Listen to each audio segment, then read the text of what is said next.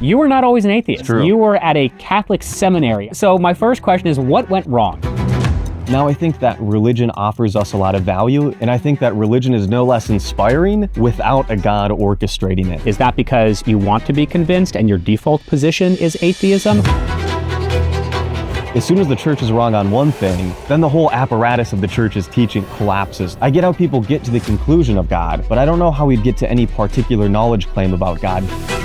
Somebody who's influenced my own deconstruction was Jordan Peterson. You're making it sound like Jordan Peterson kind of convinced you to become an atheist. I went through an atheist phase. I grew out of it. Maybe you will too, but who knows? What evidence are you looking for? What would actually convince you?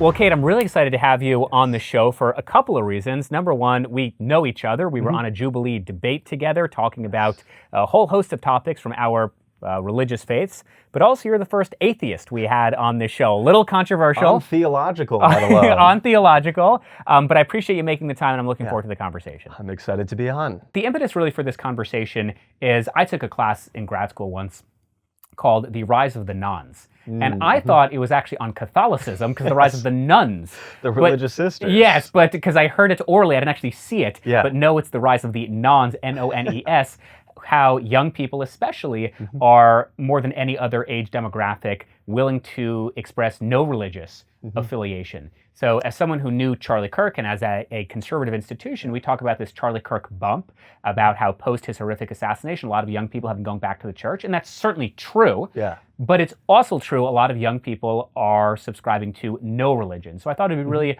appropriate and helpful to have an actual atheist who's articulate and knowledge come on the show to talk about it. But just before I do, you were not always an atheist. It's true. You were at a Catholic seminary, I believe. So I was Catholic for a number of years and then was trying to apply then to go to seminary. So my first question is, what went wrong? How did you go from that and now you're an atheist? What happened, Cade? So I grew up in a sort of middle-of-the-road Catholic suburban environment where religion was important and we went to church most weekends, but it was never like the most important things in our lives or super literal believers. And then into middle school, I sort of looked into the Catholic faith, read a ton of books, and was absolutely on fire for my faith and went from going to church most weekends to going to church every day. I was reading more theological books than I read something like the Summa, which is a few thousand pages worth of documents, a ton of different apologetical texts, and then was like, I'm going to give my life to the Lord in a cloistered monastery to become a Catholic priest. After applying there, ended up going off to a Catholic film college to evangelize the world. Wow. And I was like, this is going to be the thing that I ride for the rest of my life. And then about age 20, I had this moment where I was like, do the strengths of my belief match up to the strength of the evidence that's out there? And I found, no, I had ideas that I thought made my life better. I belonged to a community that I cared about. There were so many great things about Catholicism. But ultimately, when I started looking back through it, I realized it was natural, which isn't to say that it was bad or that I was hoodwinked or that religion is a terrible thing, but rather religion is something that I think we build as humanity, which means we have choice, which means we can pursue this sort of transcendence, mystery, all of these different things wherever we want versus being stuck in one particular religion. And so left the church almost 4 years ago at this point, and have been on quite the adventure of looking at other religions, calling myself an atheist, because I respect religion enough to see it as our stone soup, as our shared culture, not something that I think that's imbued by a depersonalized, disembodied God that's out there pulling the strings behind the scenes. So again, I'm not going to attempt to convince you of the theistic model, but I'm just curious, when you say you're learning from and about other religions, is that because you want to be convinced and your default position is atheism, or it's simply because the study of religion isn't because of the theology, but just because from an anthropological perspective, it's so interesting how Scientologists believe in Xenu and how the Mormons believe in a Native American tribe from the land of Israel. So is that sort of where you're approaching this field from? Yeah, very much a sort of anthropological view where I think that religion is the story of us. And I think that religion is no less inspiring without a God orchestrating it. I think of like the Hindu religion, which has spanned billions of individual human lives and is some 6,000 years old and is now something that is going on still in India when we are visiting other planets as a human species. and the stories of the Jewish people, I don't find any less inspiring if it's just ultimately the Jewish people at the end of the day. And I think our brains are incredible meaning-making apparatuses. We're searching for stories to tell ourselves, values, all of these things. And I think what we call religion is a culturally evolved understanding of meaning, purpose, transcendence, ritual, all of these things. And so I think what we call religion is always going to be a shared part of humanity. And so I love looking into religion and talking about it and studying it, because I think it's the story of us as humanity at the end of the day. And so the way, this might be a question of semantics, but your appreciation of and for religion is really an appreciation of and for community, a common purpose, shared values. Whether there actually is a divine purpose or being behind it, it's kind of irrelevant, because still it gives you structure, it gives you clarity in life. And that's sort of what you found in the seminary. Is that an accurate characterization? Yeah. I think all of the things that I loved about religion, I still get to appreciate. Or I'd put it this way. I don't think that my years that I spent as a Catholic were thrown away, or that I didn't get anything out of it, or my life is massively or drastically dissimilar. I think there's a continuity where I learned about meaning and purpose and meditation and ritual and a shared human history. And I get to still appreciate everything that I loved about Catholicism as somebody who has now left it, because I don't believe in some sort of God that's out there, which means what I loved about Catholicism is people, is shared history, and can still absolutely have that without believing in God. And so I do want to get to that last part of the sentence, but just before I do, I'm curious if you're willing to share what was the catalyst of you as a 20-year-old finally asking yourself, is there enough evidence for this thing? Why would you even think to ask that? Because there are many Jews, for example, who will go their entire lives living in Mea Sharim, a small neighborhood in Jerusalem, that never even think to ask them that, to ask themselves of that question. Yeah, so I had gone off to then a very conservative Catholic college out here in California. I had dropped out after a year for business-related reasons. I was already running a production company at the time. And I was like, I don't know if I need to be in film school and also pay to go there when I'm already making money working in the film industry. So I dropped out, and I think for the first time, I was on my own, living by myself, still part of a Catholic community, but I was looking at the rest of my life. Where previously I was in high school and part of youth group. I was applying to go off to this cloistered monastery. Like, what I thought the rest of my life would look like was one very discrete thing. When I dropped out of college, I was thinking about, do I want to get married one day? How do I want to raise kids one day? In being gay, at the time I was thinking I was going to be celibate for the rest of my life or become a priest, whatever that sort of involved. And then I was looking at the rest of my life and I was like, wow, the Catholic Church is making a really high claim here, which is, I can never be married to someone I'm romantically attracted to. And so then I was like, I know that there are Catholic reasons, and I'd given talks on these things, I'd debated these topics. I was like, there's a little bit of evidence, but what they're wanting me to do is something that is quite an extraordinary claim. So I was like, I don't know if I really believe this. What other things in this religion have a little bit of evidence but are very strong claims? And the downside to Catholicism is that if you believe the church is infallible on matters of faith and morals, as soon as the church is wrong on one thing, then the whole apparatus of the church's teaching sort of collapses like a house of cards, essentially, which is one of the advantageous things about Catholicism that we're seeing in Gen Z is it's absolute, it's rigid, it can tell us things, and people are attracted to that. The downside is if the Catholic Church is wrong on one thing, it could be wrong on a number of other things. So as I sort of unraveled looking at this issue of homosexuality as sort of the catalyst, then I started looking at these bigger concepts of how do we know that God exists? Not just some mysterious force that's out there, but a very particular Catholic view of it.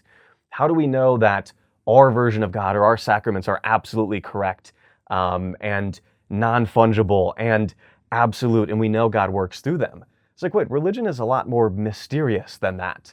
Religion is much more about meditation, about mystery, about these things we can't fully grasp.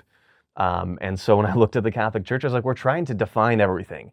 We're trying to make perfect axioms. We're trying to figure out who exactly is going to heaven and hell. I was like, maybe if God exists, he's slightly more mysterious than the Catholics might make him out to be. Which reminds me of a line that I told you earlier from Rabbi Menachem Mendel Morgenstern, otherwise known as the Rebbe of Kutsk, which is a small town close to Warsaw, where he says, a God I can understand is not a God I want to believe in. It's the mystery and the complexities of life. That's what makes it so worthwhile. But let me ask a very rudimentary question. When you said, I had these questions of how do we know not only that God exists, but it's actually the Catholics in particular who have the right answer. Okay, presumably you went to a priest and asked that question. What are some of the answers that you received from those priests? So when it comes to this idea of evidence or proof, or how would we say that God exists, I always like to differentiate between proof and evidence. Proof is going to be a much more absolute thing that seems to really only apply in mathematics, whereas evidence is a much more open-ended thing. I think evidence is anything that makes a conclusion more likely to be true. And so in a courtroom, we have different types of evidence and different procedures. When we're talking about philosophy or metaethics, there's different types of evidences or syllogisms that we're going to approach. The main way that Catholics tend to prove the existence of God is going to be through some sort of philosophical argument. You have the 5 proofs of the existence of God from St. Thomas Aquinas. You have more modern adaptations like the Kalam cosmological argument that is famous in Christian circles. And I think philosophy can be helpful as therapy for our intuitions, but I don't think philosophy can prove our inductions and deductions and all of these things. That is cool as the idea that, well, the universe began to exist, anything that has a cause, or anything that begins to exist has a cause, therefore the universe has a cause. I think that our intuitions break down at the beginnings of the universe, or abstracting too far beyond what holds all of this into existence. I don't know exactly what that would look like. I think most of the philosophy can be cool to think about. And then after having read more and more books since leaving the church on these philosophical proofs, I don't think they prove anything absolutely. I get how people get to the conclusion of God, but I don't know how we'd get to any particular knowledge claim about God just through philosophical argumentation when we can't particularly test those philosophical statements. So then let's focus on the teleological argument. Are you implying, and please correct me if I'm wrong, that you don't actually have to have an answer about the origins of the universe? In fact, we don't have any qualitative or declarative answers, definitive answers on the origins of the universe, but you're saying that's okay. It's fine if we don't have the answer of, oh, it must have been God. And I can still appreciate that we must have come from something, and I just don't know what that thing is. But that doesn't really make or break your belief. Yeah, I tend in my own formulation of atheism to say that I don't know how we get to any particular knowledge claim about God, not that I can prove that God doesn't exist, or that I know absolutely where everything came from, or have an explanation for everything that's out there. I think when I was growing up and as a teenager, I wanted the world to have answers. I wanted the world to make sense. I wanted clear axioms of how I should behave and what we should do, and that we have certainty about the future and the afterlife. And I found, since that phase of my life, realizing that the world is much more complex than we could ever understand. That you have scientists who spend their entire careers on just one issue just in the sciences, let alone outside of the sciences, into the humanities and into philosophy. Talking to philosophers who've spent many more decades than myself looking into the philosophical proofs for the existence of God. I think it would be quite arrogant of my own intellect to say that I can explain the world, or I know better than people who have spent their entire careers on very specific questions. I'm okay with the world not making sense, and having my certainty line up to the level of the evidence that I've taken the time to really investigate. So then help me understand, because if you're saying I can be comfortable without having definitive certainty, wouldn't that be more appropriate to say if you were an agnostic? But you're saying I'm not an agnostic, I'm an atheist. To me, atheism is I know that there is no God. Whereas I would say the overwhelming majority of the world, whether they call themselves Jewish, Catholic, Buddhist, they're probably agnostic if you really had to analyze their beliefs under a microscope. So, but you don't say that. You say you're an atheist. So why that, not agnosticism? I think atheism and agnosticism, it really comes down to how you define those two things. So if one defines atheism as the statement that we know God doesn't exist, then I wouldn't be in that particular category. I do use the term atheist because I think atheism in a certain philosophical sense is to say that somebody can reasonably not believe in God. Or my stronger knowledge claim would be, I don't know how we would get to a particular knowledge claim about God. So after having read all of these philosophical works and investigating a number of religions, I found the statement that we are pretty certain in the uncertainty is where my hard knowledge claim comes down. It's not that I don't know if we can make knowledge claims. I'm generally certain that making particular knowledge claims about the divine is impossible or poorly evidenced to make a particular knowledge claim. So there are people who go, well, if atheism is the claim that God doesn't exist, then you're not an atheist. And I don't tend to fight on that particular definition, and then I would be much more considered an agnostic. I found agnosticism to be much more about I don't know if God exists. I tend to take the statement that I'm pretty certain that we cannot have certainty about particular knowledge claims about God. So thus far, the conversation has come from the perspective of the epistemological and the cosmological arguments for or against God.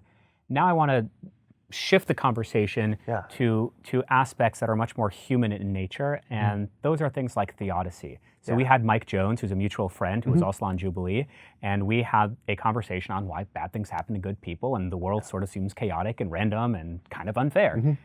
Are those issues that bother you as well? You know, when you look at a 9-year-old girl who gets cancer, yet your priest is saying, well, God loves her so much, and you're thinking, well, clearly he has an odd way of expressing it. Are those things that bother you? I think if you make a particular philosophical claim about how God works or theodicies, which come down to why would God allow evil, I think that Catholics or people that have very rigid theology are going to have a much harder time explaining the apparent evil that's out there in the world. Whereas I think both in the Jewish tradition and many other religions out there, God is much more ineffable. God is much more of a mystery, that we don't know exactly why God would allow particular things to happen. And I don't think that someone is irrational for saying, I don't know exactly why God would allow a young child to get cancer. I find it much more complicated and more poorly evidenced when someone goes, I know exactly why God would allow it for this particular reason, because there's this sort of mechanism behind the scenes that will allow this thing. Because I think also under an atheistic worldview, I don't exactly know why bad things happen to seemingly good people. And I don't have the perfect answers. If somebody comes to me and says, my child is dealing with cancer, why would this happen? I don't think that I have the most compelling or emotionally resonant responses that are out there. And so I think I much more land on the I don't know side of the equation. And I think religions that can acknowledge the I don't know element to these big questions of life are poised to answer people's questions better when there isn't a particular answer out there. I would just say I very much agree with that. I think sometimes the most courageous answers are, we just don't know. And that's why actually in Judaism, we pray 3 times a day, and in those thrice daily prayers, the pinnacle is the Shemona Esrei, these 18 blessings. It's really 19 because we added one, but I digress. And the first blessing that we actually ask something of God is when we say, God, give us chachma bina v'da'as, give us wisdom, clarity, and understanding, because you created an incredibly complex, complicated world. We really don't understand it, and we need to understand it, so please help us as much as you can. And we ask that before we ask for world peace and the Messiah and financial, it's just please, give us knowledge. Let me also ask, because I went through an atheist phase. I think if you're a thinking teenager, you should be going through an atheist phase. I think that's very healthy and normal. I grew out of it. Maybe you will too, but who knows? And my main cause for atheism was I was just reading things in the Bible that after I would close the Bible, I would look at my dad and say, there's just no way in hell I'm expected to believe this. And one of the reasons we actually have Noah's Ark in the back is because even now that I'm a theist, I'm a devout Jew, I'm observant, I still have so much problem believing in the story of the flood. I'm expected to believe that marsupials, which are only indigenous to Oceania, somehow all found their way in the Middle East, then all found their way back to Oceania, and there's zero archaeological evidence. And that God allowed mosquitoes on the Ark. That would have been an easy decision to just keep just the mosquitoes off and keep everything else. That's true. You know what? I've never thought of it like that. There are other stories too. Bilam had a conversation with his donkey. So are those things that ever bothered you? I can't believe in a God that is trying to convince me that these silly stories happened. Or again, is your argument more based on the epistemological, cosmological perspective? I think within Catholicism, there have been a wide variety of interpretations of the story of Noah's Ark. Do we have to believe that, or do we not have to believe that? Could it be figurative, or is it literal? Or even the story of the fall.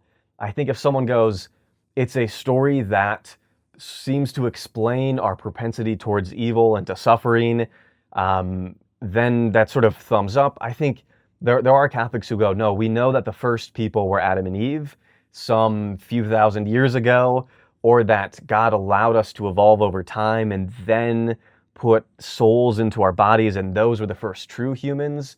I find those questions, once again, as soon as people move away from the mystery of I don't know into I know that there's exactly two humans, or they're the first real humans, or we all came from two individual humans, I find that more and more tenable as we grasp for more and more certain answers. And I found somebody who sort of influenced my own deconstruction was Jordan Peterson, funny enough, where I read his... You also debated on Jubilee. Yes, yeah. And because I'd read him for years when I was Catholic, which would have been around the 2015, 2016 era.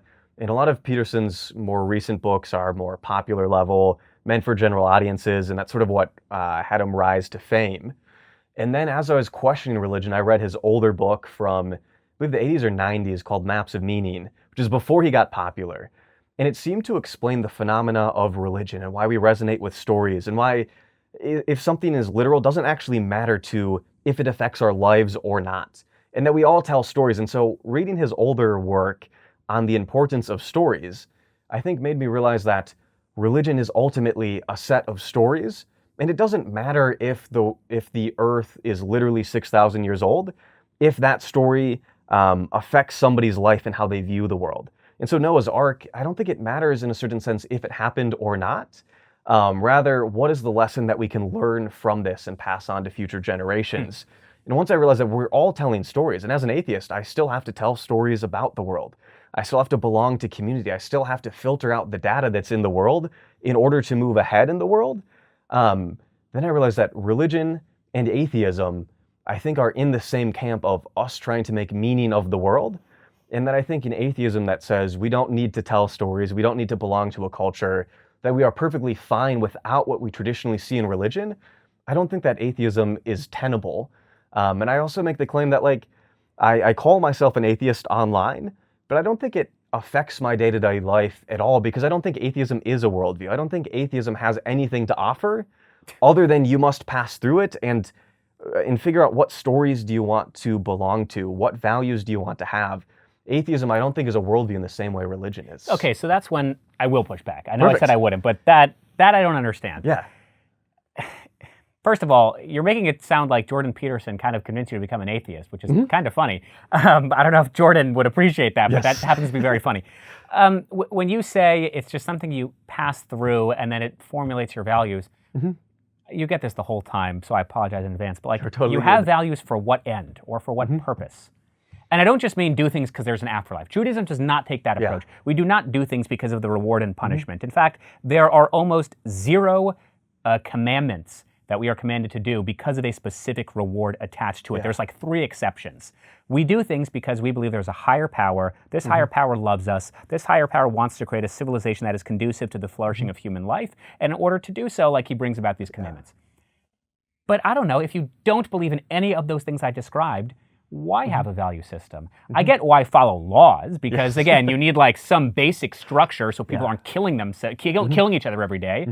But I don't know, why have respect for a stranger? Why give charity? Why have sympathy for animals? I mean, where does that come from? I think when it comes to the questions of morality and metaethics and ethics, I think all of humanity follows the same sort of path, which is we have evolutionary and socially instilled intuitions, and then we get to update those and categorize those and revise those according to our experience of the world, the relevant social sciences. We get to see the effects of our actions. And then the third step is we get to sort of categorize the world into, or we get to categorize those intuitions into some sort of formula about the world. And so I don't think that religion is unique when it comes to our experience of morality. Because oftentimes I hear the argument that, we need to ground our morality in a higher power so that we don't end up killing other people, so that we don't end up falling into some sort of hedonistic slop and living terrible lives. And I think that's the same impetus, that sort of we need to have morality for X, Y, and Z, is the same thing that I think atheists are doing at the end of the day. Where, to borrow from my own sort of Catholic tradition, there's this idea of natural law, that we are all trying to participate in authentic human flourishing, and we're going to have to make laws for society. We're going to have to follow particular intuitions inside of ourselves so that we can preserve our own happiness now, But we can't only weigh ourselves against our own individual happiness, because that might hurt the rest of society. And so we want to affect the rest of society and balance it there, but we can't let it override our individual intuitions. And so I think with morality, we're all on the same journey. We're all grasping at the same thing. I think religion might aesthetically have more explanatory power, that to chalk our intuitions up to a higher power seems easier, but I don't think religion gets away from the same question that we're all asking, which is, where do our intuitions about right and wrong come from? And I think that's often a societal and an evolutionary adaptation that gets filtered through our experience of life, and then we get to label that at the very end of the equation. So Bill Maher made a similar point on Real Time once, and his guest was Ben Shapiro. And Ben essentially said, look, Bill, you think that you hit a triple when in reality you were born on third base. So all these intuitive notions that you're describing, natural law, can you not concede, this might be more of a question of history, but can you not concede that even those intuitions were heavily, heavily influenced by Christianity or Judeo-Christian values? As in, we didn't get it from nowhere. I agree, and that's also probably where I'd borrow more Jordan Peterson, talking about we all belong to this metaphorical substrate. No matter where we are in the world, we're going to hear about right and wrong from the time that we're born. We're going to hear stories about how good actions lead to good outcomes and bad actions lead to bad outcomes. And depending on what religious tradition we're a part of or around, is going to influence, or it's going to socialize these base intuitions that we're all born with. The reason why I don't think that religion has a monopoly on this thing we call morality is that we see both before humans can talk and understand religious messages, we sort of have this intuitive notion of right and wrong and certain values. We see these ideas also in non-human animals, these sort of base intuitions. Not that I'm saying we can just listen to our intuitions and that solves the whole equation, but I don't think our experience of morality is dependent on religion, because people experience it before religion, and other animals outside of religion also have a similar phenomena. Now, I think that religion offers us a lot of value in that there's sort of a Catholic idea from G.K. Chesterton about how tradition is the democracy of the dead, or that we get to stand on the shoulders of giants. And I fully grant and agree that my experience of the world is going to be filtered through 2,000 years of Christian tradition. At the same time that we can't discount the role of Buddhism across all of the world, or that Hindu understandings of morality have affected people for far longer than Christianity. I don't think that it's a question of religion or non-religion. I think religions are these culturally evolved and handed on traditions and our experience of this thing we call morality. And so we can look to it for wisdom, but I don't think we are beholden to it, or that religion has a monopoly on this thing that we call morality. Well, just because you mentioned Buddhism, Hinduism, this is a very superficial question. I'm not looking for like teams here, but do you look at all religions with the same degree of skepticism, or do you think certain religious claims have more legitimacy than other religious claims? Is there kind of a hierarchy of religions in your mind? I think as people make more exclusive and literal claims, I want to see more and more evidence. So to use Buddhism as an example, when I talk to most Buddhists, they're not really making literal claims about how the world works. Often they're talking about the sort of sevenfold path is helpful in life. It seems to be a community that I want to belong to. But I know many secular Buddhists who love everything in Buddhism, but still don't make an ontological claim about the world. Or I know many Jewish people who their experience of God is a mystery and they don't seem to need to explain everything. And so I don't look at that terribly skeptically. But when a Muslim tells me, I know that this very particular event happened and Muhammad flew up into the sky on some sort of horse, and I go, do you really believe that if we took a camera back in history, we would see that? If someone goes, well, we might not see it, but it's a story that's helpful. And I go, so then what we're talking about is a story that's helpful, and so let's investigate that. But if somebody goes, I know exactly that the earth is 6,000 years old, or I know exactly that Muhammad did X, Y, and Z, or I know specifically that this Hindu god told me this particular thing, that's when I go, you got to show up with some more receipts than that. But I think of many family members of mine who are still Catholic, and it's something that they belong to. It's a culture that they've been raised in. It's something that explains a lot of the world. It is where they find meaning and purpose and ritual. I have no pushback against that. But once someone goes, my God told me to tell you X, Y, and Z, then I go, maybe God could tell me that, or you can provide slightly more evidence than God told you to write down a letter to then mail me. It's like, well, maybe I want to see where that letter came from. But if somebody goes, I have this experience of transcendence and I so happen to label it this religion, I don't think that their life is made any worse by that. And I actually think that approach grants you, Cade, a degree of credibility that a significant amount of atheists don't have. I've experienced anecdotally atheists who try to proselytize and convert me to their worldview, and there actually is something negative and wrong about practicing your religious faith. So I think the fact that you can recognize that, even though I don't agree in the divinity of the thing you are doing, nevertheless, this thing is still good. But let's go back to Muhammad's winged flight to heaven. I like how you said, okay, if we had a camera, would we actually be able to see this? And he kind of copped out. So when I was going through my atheist phase, I kind of had similar questions, and I used the Exodus as my tipping point here, because Jews are commanded to believe that the Exodus quite literally happened. It's one of our foundational principles of belief. And when I asked those questions, the answers I kind of got was, well, what type of evidence are you looking for? Which I actually felt was an interesting way of answering the question. Because they would say, are you looking for Egyptians to record this? Because why would they record one of the greatest calamities and embarrassments to happen to them? Are you looking for the Jews to record it? With what? These are not scribes, they're not civilized, they're very spiritually contaminated. So they actually put the question back on me, so what literally were you looking for? And I don't know if I'm mad at those rabbis for asking me that way. Maybe it was a cop-out, I don't know. But because I don't really know, I'm going to be unfair and then ask you the question. So Cade, what evidence are you looking for? Like, what would actually convince you?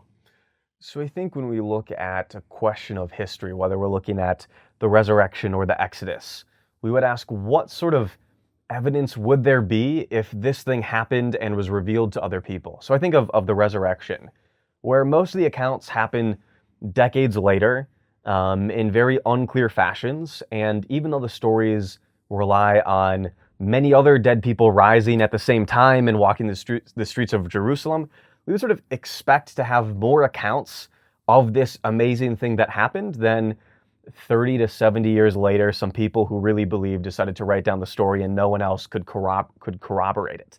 So it's not that I know exactly what happened at the resurrection, but rather, if you want me to believe the very unlikely event that somebody was literally dead and literally alive, I'm going to need more than secondhand accounts 50 years later.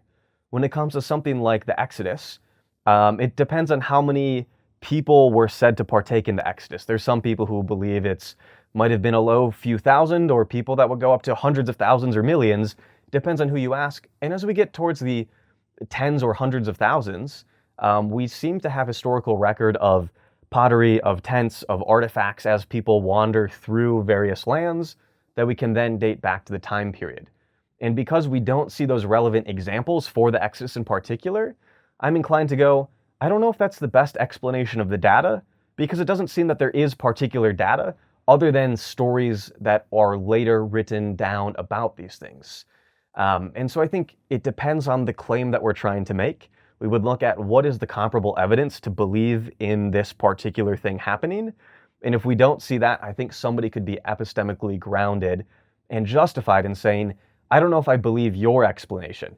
I don't know if I have an explanation for everything that's out there, but we sort of are going to weigh what's the likelihood of this event happening to begin with, what's the weight of the belief or the weight of the evidence that's there, and if those match up, then we sort of have a green light to believe it. And if we don't, then I think it comes down to be an optional belief. Like I wouldn't go out of my way to harass someone and go, give me the evidence for the Exodus right now, or you need to apostatize from your religion. Would be a quite awkward thing to do at the local supermarket.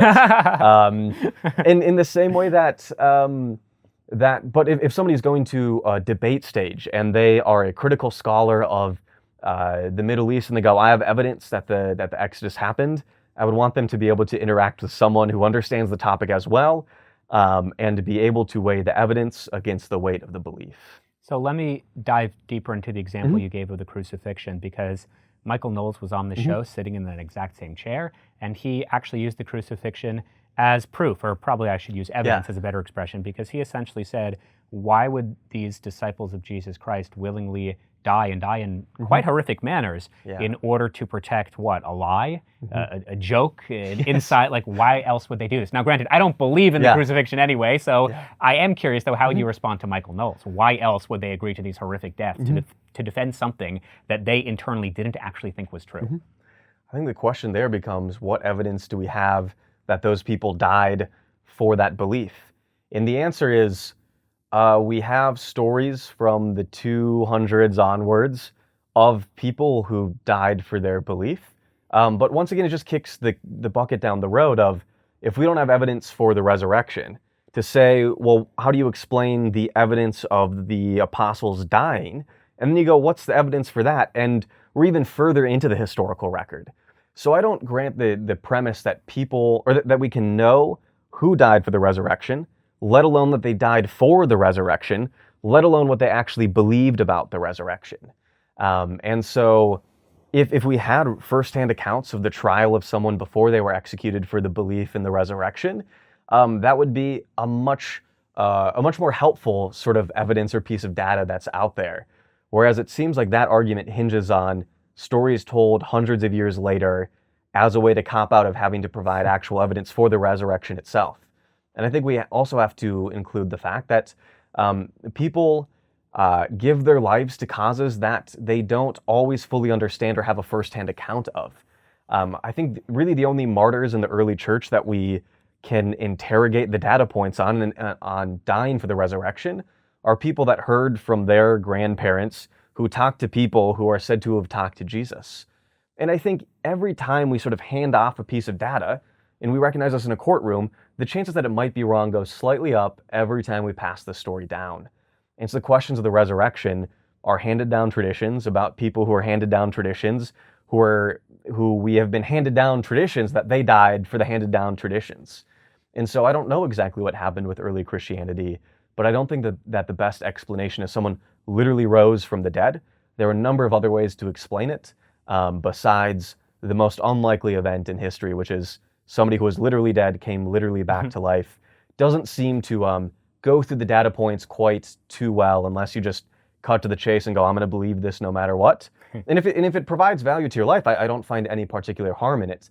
But if you're going to base how other people must act or how we must govern based off of that, I'm going to want slightly more data that I can access, not just your experience. So let me just ask quickly, what would be another explanation? For the resurrection? Yeah. You said that's the most extreme example, that someone actually came back to life, which had never happened before, as opposed to this other explanation, which would be? So there's a few possible explanations. One would be that some sort of itinerant preacher, people heard that he had been executed, and people heard that he had continued teaching on later.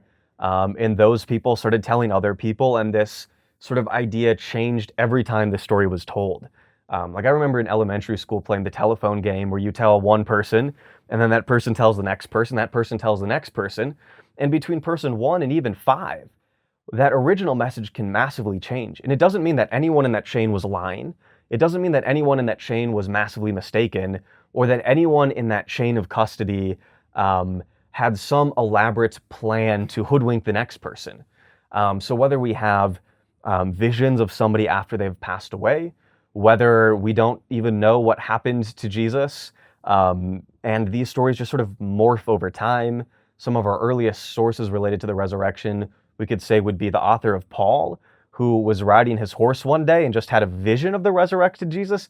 Paul doesn't even say that he saw the risen Jesus after, let alone before he was said to be crucified. So I don't know if that story, Paul could have been mistaken and still genuine and died for it. But I don't know if I believe a guy who told me he had a vision of something that knocked him off his horse isn't particularly compelling. There might have been a real phenomenon or experience there, but I don't know if the best explanation is God. The early apostles who are said to have died for this tradition, we don't actually know who died, for what reason they died, let alone when they died. And so people could have been mistaken. People could have had post-death hallucinations. People could be just really grieved and not wanting to admit that their particular messianic figure, his prophecies didn't come true, and so they sort of have some sort of cope that's involved there. there's many different possible explanations. So what about in the Sefer Kuzari, Rav Yehuda Halevi talks about the idea of national revelation, where you got at minimum 600,000 Jewish men, not to mention the many, many more women and children, who all experienced the miraculous divine nature of God, not literally face to face, but they experienced God at Mount Sinai. They were able to see the thunder and hear the lightning, and it was so miraculous. They received the Bible, the Torah, and unlike telephone, they told each other openly and publicly from generation to the next, and they actually lived their lives and radically altered their lives in accordance with the thing that they all saw and experienced at Mount Sinai. How do you get at minimum 600,000 people to believe that they all experienced the same thing that was so radically transformational that they transformed their lives? How do you get them to believe in a thing that they didn't actually see or witness? I think what we're looking at is a story of some 600,000 people saying that they have seen a thing.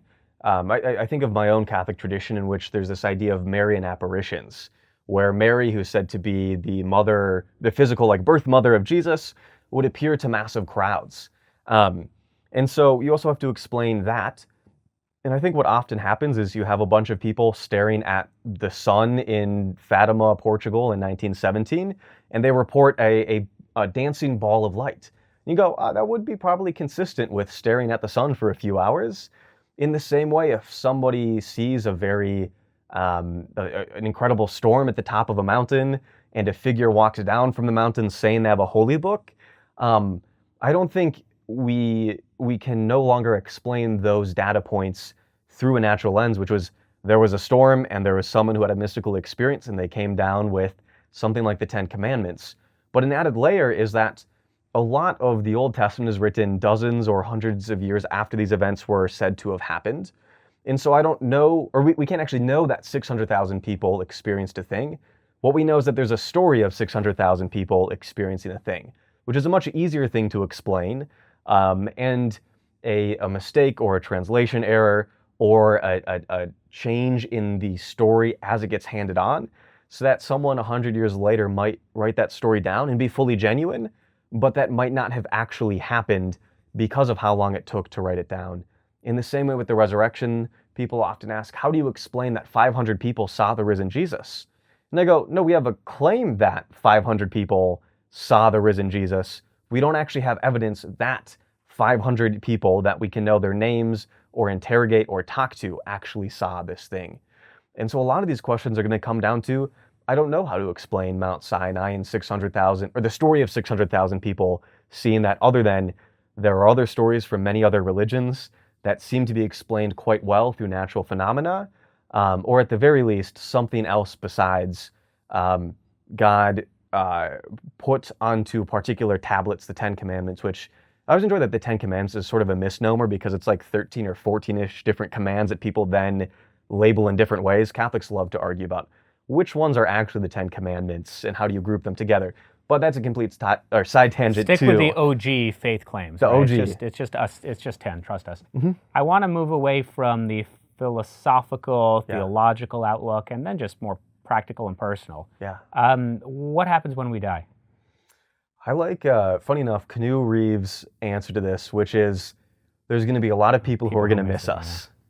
And that's about all I can know. I don't know what happens after this. I know that it's really tough when we lose someone we care about. I know that the idea of facing potential nothingness after our death absolutely goes against all of our evolutionary wiring, which is to survive. That thinking about no longer existing is the thing we have evolved to not do, is to look into nothingness and non-existence.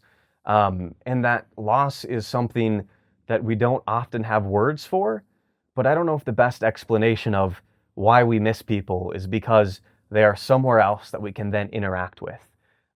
Loss is tragic, and I don't know what to make of that. Okay, I think last question. Atheists will often say you don't need God. They will say, they'll believe it, that you don't need God to be a moral person. And I have two immediate questions. One is, how do you define morality? Because presumably you would have to concede, if you don't believe in God, that morality is subjective. And then number two, okay, you'll tell me why I'm wrong. And then number two, it does seem that, not It does seem. Yeah. The statistics bear out that the most charitable are those who believe in God. I mean, the Church of Jesus Christ of Latter-day Saints are the most likely to give charity. Why is it that you have so many hospitals named after Saint this and Saint that, and not as many Stephen Hawking hospitals? Yes. I think that as we look across religions, it seems that everyone is quite generous, and everyone is also motivated by different stories and diametrically opposed understandings of the ontology of the world, which leads me to the conclusion that religion is a natural thing that can also lead people and has the power to lead people to do good things, which is to say that if you belong to a group that inculcates caring about other people, a group that has some sort of shared understanding of the world apart from our race or apart from our economics or apart from our location, that is a pro-social behavior that is quite helpful and can motivate us to give to people that we don't exactly know. And I think that the charitability of religious people is religion at its best, because it's used to bridge gaps in society with this belief that we all belong to the same creator. And I think in the same way that religion can be used for good, religion can also be used for bad. There's a lot of Catholics who, at the rise of the Nazis, were motivated by their religion in the same way that so many people motivated by their religion got rid of slavery. There are religious people who do great things, there are religious people who do terrible things.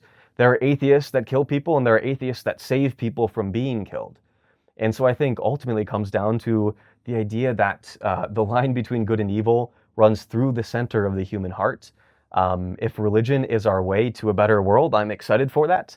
If atheism is our way to a better version of the world, I'm excited for that. I just want people to be well, which is ultimately still a mystery and isn't perfectly definable, speaking of morality. But we seem to all understand that there's some sort of way that is better for all of us and ways that are worse for all of us. And we can label that either which way, whether it's on God's side or not God's side, or religion's side or atheism's side. I hope that we can all recognize that at the very least, religion is the story of us, and wherever we came from, we all belong to the same species and not care about each other. Cade, unfortunately, we're going to have to leave it there, but this has been incredibly illuminating, and while I don't agree with you on all the points you made, I think number one, we're able to model what respectful disagreement can look like, and number two, you are intellectually consistent and honest and a total breath of fresh air, and I think that is certainly needed in the religious world as well. So thank you again, Cade. Appreciate it. It's been a blast being on.